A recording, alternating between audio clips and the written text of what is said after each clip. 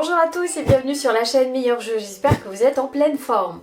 Aujourd'hui, je vais vous présenter Banana de Djeko, qui est un jeu de cartes stratégique qui se joue à partir de 6 ans, entre 2 et 5 joueurs et dont les parties durent environ 20 minutes. Alors, juste avant de démarrer, je vous invite à vous abonner à ma chaîne et je vous en remercie. Alors, dans ce jeu, le vainqueur est celui qui remportera le plus de bananes à l'issue de la partie. Dans ce jeu de cartes, Banana de Djeko, on y trouve deux types de cartes différentes.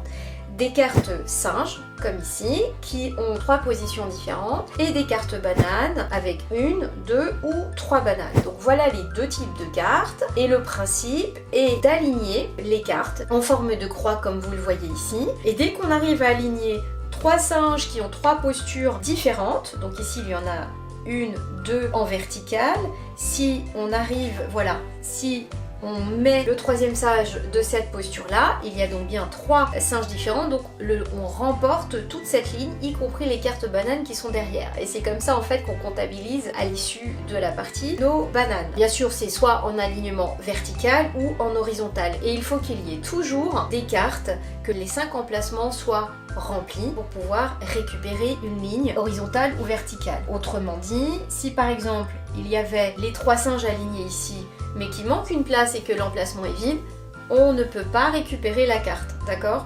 Ce sera au joueur suivant. Le joueur suivant, s'il arrive à poser une carte, alors il y aura bel et bien un alignement en croix et les 3 singes qui seraient différents, et là il pourra la remporter. Là c'était très synthétique, le but là c'était de vous montrer en illustration comment ça fonctionne, mais bien sûr on va démarrer le jeu de 0 comme si il n'y avait donc aucune carte, puisque concrètement quand on démarre il n'y a absolument aucune carte qui sont sur la table, puisque on démarre donc en ayant une pile que l'on mélange et on distribue donc 3 cartes à chaque joueur, comme ceci. Chaque joueur tour à tour va venir placer 1, 2 ou 3 de ces cartes. Donc moi je commence, pour aller plus vite je vais venir aligner mes 3 cartes et donc je récupère toujours 3 cartes à la fin. Donc si j'avais posé seulement 2 cartes, j'aurais donc récupéré 2 cartes pour toujours en avoir 3 dans mes mains. Le joueur suivant va regarder ses cartes et là, il a 3 singes, il va venir disposer un singe ici et par exemple, pourquoi pas un singe là, mais il va aussi poser celle-ci. Donc là pour l'instant il n'y a aucun alignement, il récupère ses 3 cartes et là c'est à mon tour et moi je découvre mes cartes. Je vais poser quand même une carte banane parce que sinon il n'y a aucun intérêt. Là je peux toujours pas aligner 3 singes, si je peux aligner 3 singes différents et voilà. Et donc comme j'ai réussi à aligner 3 singes différents, hop, je récupère toute cette ligne. Ah bah alors là c'est pas de bol, il n'y a aucune banane. Mais s'il y avait eu des cartes bananes en dessous, je les aurais remportées avec moi. Donc c'est pas grave, c'est un très bon exemple pour vous montrer qu'il peut y avoir tous les cas de figure. Donc je les garde, je les mets de côté. Je n'ai plus qu'une carte, donc j'en récupère 2. Mon tour est terminé, c'est au joueur suivant. Donc lui, bon bah il n'a que des bananes, il va venir les aligner. Donc là c'est très bien parce que ça veut dire que très prochainement, celui qui gagnera aura beaucoup de bananes. À mon tour, ah bah décidément je n'ai que des bananes donc je vais venir les disposer. Je reprends 3 cartes et ce joueur, tiens il a 3 singes mais qui n'ont pas 3 singes différents, c'est pas grave. Il va venir user ça comme ceci, récupérer 3 cartes.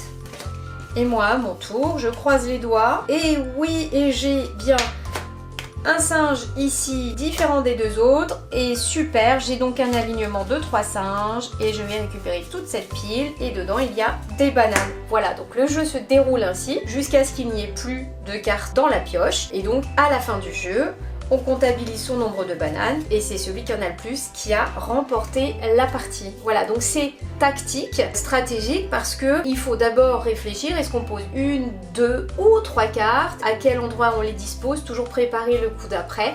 Et donc c'est pour ça qu'on l'aime beaucoup, il est amusant, ludique, c'est un jeu de réflexion. Et puis aussi Djeko, donc les fameuses boîtes tiroirs très pratiques pour que les enfants puissent prendre les jeux et les ranger. Et puis surtout c'est une petite boîte robuste qui ne prend pas beaucoup de place, donc très pratique pour l'emporter avec soi en vacances, en week-end, pour le transport. Donc on a beaucoup aimé Banana de Djeko, on espère que vous l'aimerez aussi, je vous mets les liens pour vous le procurer sous ma vidéo.